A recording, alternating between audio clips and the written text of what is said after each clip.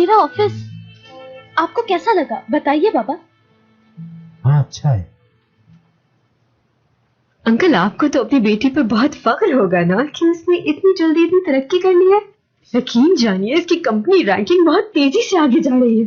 हाँ ठीक है, वैसे इतने लोग नहीं है यहाँ। बाबा मैं हूं ना। तुम्हें देख के मैं बहुत खुश हूँ सच में। मैं तुम्हें कुछ दिखाता हूँ, एक मिनट। ये बहुत मशहूर कॉलेज है, मेरा बेटा यहां पढ़ना चाहता है। मैं जानता हूं बहुत ज़हीन है मेरा बेटा। माशाल्लाह।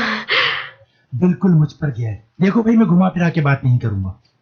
आईपैक बेटा, तुम्हें अपनी गाड़ी बेचनी होगी। मुझे पैसों की बहुत जरूरत।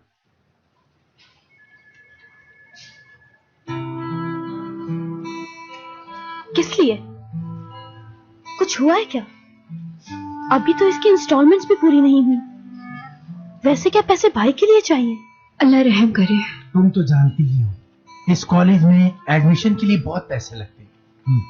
उसकी मदद मैं नहीं करूंगा तो फिर कौन करेगा? और जब वो इंजीनियर बन जाएगा तो इसमें हमारा ही फायदा है। बस जल्दी से तुम अब गाड़ी भेज दो ताकि तुम्हारे भाई का एडमिशन हो सके। ये बहुत जरूरी है बेटा।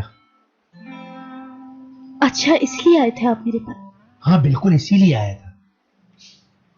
मैं भी कहूँ आखिर पापा को मेरी याद कैसे आ गई? अपने बेटे के लिए आए हैं। ऐसा क्यों कह रही हो तुम?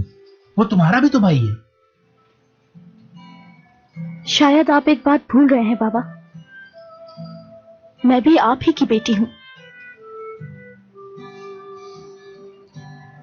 जब से जॉब शुरू की है आपके कर्जे ही तो उतार रही हूं। उसकी पढ़ाई का खर्चा भी तो मेरे जिम्मे है। स्कूल से कॉलेज तक पढ़वाया तो है मैंने उसको। बहुत दुख होता है कि आज तक मैं अपने लिए कुछ भी नहीं कर पाई।